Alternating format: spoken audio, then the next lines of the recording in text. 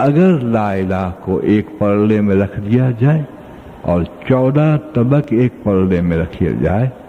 تو 14 طبق والا پلڑا ہلکا ہو جائے گا۔ جب موسیٰ علیہ السلام سمجھ گئے کہ اللہ پاک جو خاص الخاص نعمت ہوتی ہے اس کو عام کرتے ہیں، یہ بندے کی صفت ہے کہ خاص چیز چھپاتا ہے، اللہ کی شان کے خلاف، اس لیے کہ اللہ بندے کی صفت سے مبرہ ہے، ایک صفت بھی بندے کی اللہ کے اندر نہیں ہے،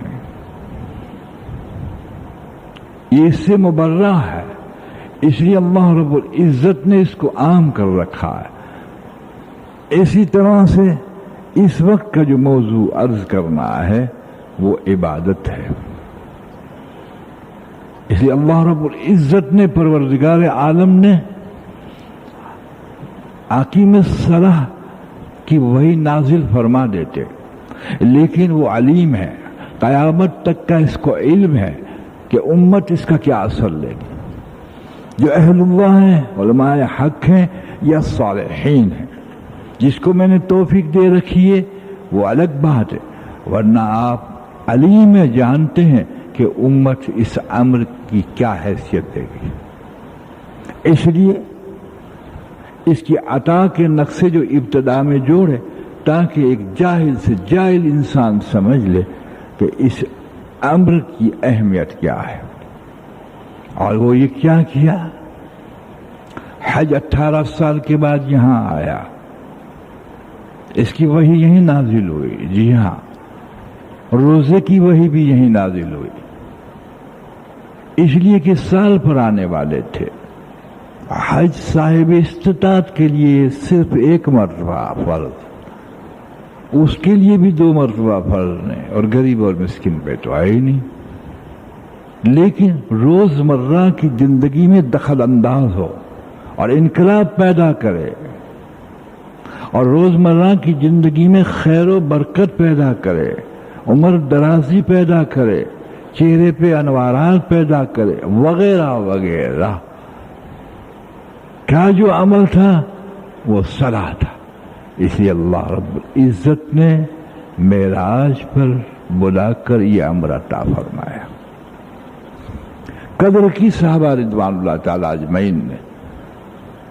جب نماز کا حکم حضور صلی اللہ علیہ وسلم لے کر آئے مدینہ منورہ میں، مکہ المکرمہ میں،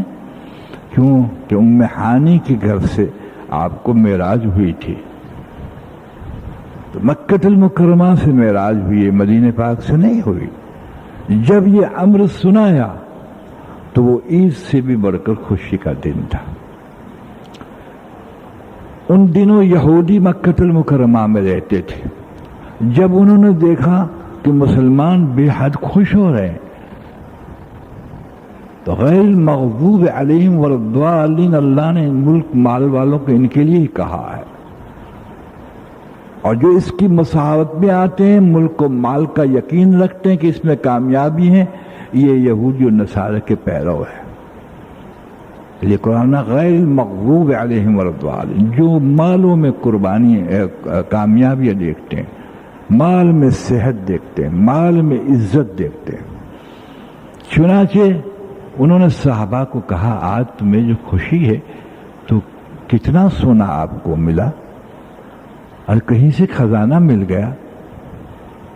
اس لیے کہ ان کا یقین یہی تھا، ذہن نہیں تھا، یقین یہی تھا۔ تو صحابہ نے کہا ہمیں صلاح ملی، صلاح عربی میں صلاح کہتے ہیں نا، نماز تو فارسی میں کہتے ہیں، تو کہ صلاح کیا ہے؟ چاندی کی ہے، سونے کی ہے، ہیرے کی ہے کہ نہیں؟ صلاح وہ ہے جس سے ہماری زندگی میں انقلاب آئے گا، اور اس کے ذریعے جو چاہیں گے اللہ سے ہم لے لیں گے۔ ہم نماز کے ذریعے سے کیا لیتے ہیں؟ جب ہماری زندگی میں ہی انقلاب نہیں آتا، حالانکہ آپ کو معلوم ہے انسان کی صحت کے لیے ادویات اللہ نے پیدا کی ہے، اور حضور صلی اللہ علیہ وسلم فرماتے ہیں کہ تشخیص اگر معالج کی صحیح ہو، یعنی ڈاکٹر یا حکیم کی معالج کی صحیح ہو، اور حضور صلی اللہ علیہ وسلم فرماتے جس کا مفہوم ہے کہ دوا بھی اس کے مزاج کے تحت مل جائے اللہ صحت دے دیتے ہیں۔ روح اور قلب کی صحت کے لیے صلاح ہے، اور جس کی نماز قبول نہیں وہ اس کا اخلاق بھی، اس کے پاس اخلاق بھی نہیں، کچھ نہیں، اسلام میں اس کا کوئی حصہ ہی نہیں۔ حضور فرماتے ہیں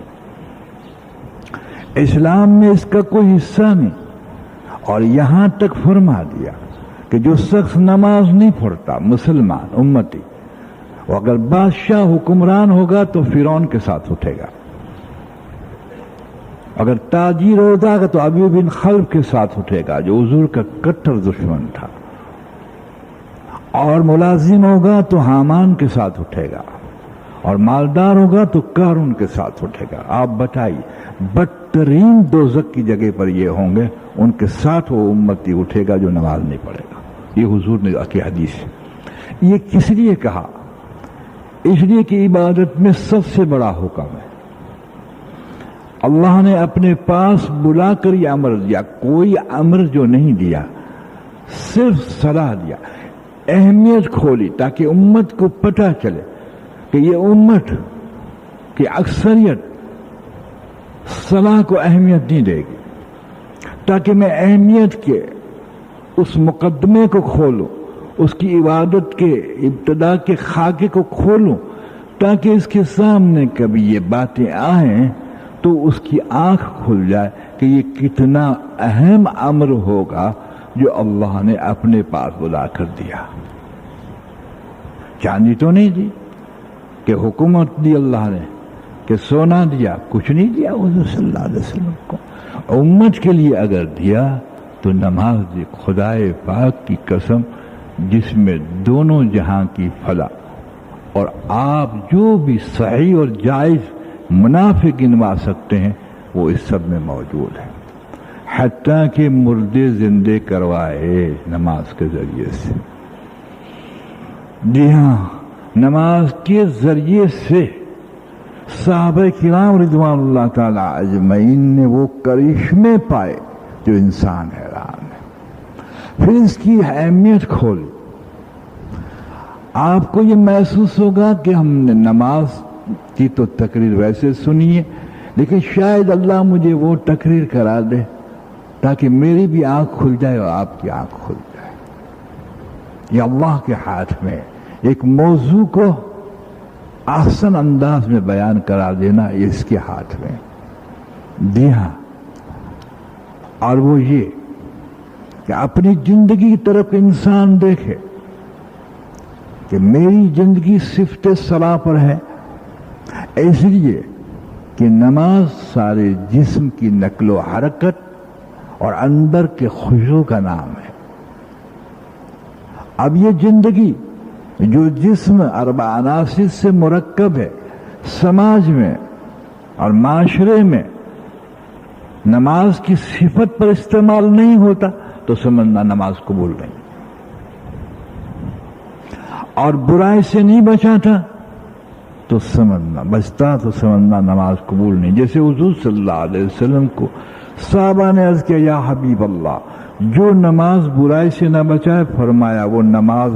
نہیں، اور جو نماز نہیں اس کا ایمان کا خطرہ ہے، شاید یہ ایمان پہ اس کا موت ہو۔ اس لیے اللہ رب العزت نے حضور صلی اللہ علیہ وسلم کو نماز دی، اور کتنی محبوب عبادت تھی کہ وَمَا خَلَقْتُ الْجِنَّ وَالْإِنسَ إِلَّا لِيَعْبُدُونِ، ہم نے انسان اور جن کو عبادت کے لیے پیدا کیا۔ عبادت کی معنی کیا ہوتی ہے؟ حوالے کر دینا۔ جب نماز صحیح ہو جاتی ہے تو پورا انسان اللہ کے حوالے ہو جاتا ہے، اس کی تجارت بھی صفت صلاۃ پہ آ جاتی ہے، اس کی اقوال بھی صفت صلاۃ پہ آ جاتا ہے، بیوی اور مرد کے گھریلو معاملات، ماں باپ کی خدمتیں سب صفت صلاۃ پہ آتی ہے۔ اس کو ایسا مزین کیا ہے کہ تصوف کو بھی اس میں لیا، سلوک کو بھی اس میں لیا۔ آپ تصوف کو الگ نہ سمجھیں، اگر اہل تصوف، اہل سلوک یا عالم یا پیر، یہاں تک آیا کہ انسان آسمان پہ اڑتا ہو لیکن نماز نہ پڑھتا، حضور نے فرمایا یہ شیطان ہے۔ لیکن ہماری ذہنیت یوں بن گئی، جی ہاں، کہ کوئی عجیب اللہ والا ہے۔ معاف کیجیے گا، جب جن اور انسان کو اللہ نے عبادت کے لیے پیدا کیا، اس کی معنی یہ نہیں تھا کہ نماز میں مصروف ہو جائے، نماز کی صحت میں مصروف ہو جائے۔ جب نماز صحت پہ پہنچ جائے گی، قبولیت پہ پہنچ جائے گی، ساری زندگی صفت صلاۃ پہ آ جائے گی اور منکرات اور فحش باتوں سے انسان بچ جائے گا۔ باقی اصلاح کے آپ 1000 دروازے کھول دے، کچھ نہیں ہوگا۔ نہ ڈنڈا انسان کو سدھارے گا، نہ سزائیں انسان کو سدھارے گی، نہیں، بالکل نہیں۔ ایک انسان پر محنت کیجئے اور اپنی ذات پہ محنت کیجئے، کیسے؟ کہ یقین صادق ہو، یعنی دل کو وہ ایمان دیجئے جس میں شرک نہ ہو، صفات میں اللہ کو یکتا سمجھیے، افعال میں یکتا سمجھے، ذات میں یکتا سمجھے، اور عزت و ذل وہیں سے آتی ہے۔ اور جو توحید کا دائرہ اس کو پکا کریے، سنیے، یہ بنیاد مضبوط کر کے پھر دوسری بنیاد عبادت کی ڈالیے۔ بس حضرت محمد صلی اللہ علیہ وسلم نے وہ عرب، یعنی وہ خطہ جو بد اخلاقی کو اخلاق سمجھتا تھا، اللہ اللہ اللہ، اور جس کی غذاؤں کی نوعیت یہ تھی کہ زمین پہ گرا ہوا خون، چاہے خنزیر کا ہے کس کا، چار جاتے تھے اور کینے کا۔ اسی طرح سے اس وقت کا جو موضوع عرض کرنا ہے وہ عبادت ہے۔ اس لیے اللہ رب العزت نے، پروردگار عالم نے اقیم الصلاۃ کی وہی نازل فرما دیتے، لیکن وہ علیم ہے، قیامت تک کا اس کو علم ہے کہ امت اس کا کیا اثر لے گی۔ جو اہل اللہ ہیں، علماء حق ہیں یا صالحین ہیں، جس کو میں نے توفیق دے رکھی ہے وہ الگ بات ہے، ورنہ آپ علیم جانتے ہیں کہ امت اس امر کی کیا حیثیت دے گی۔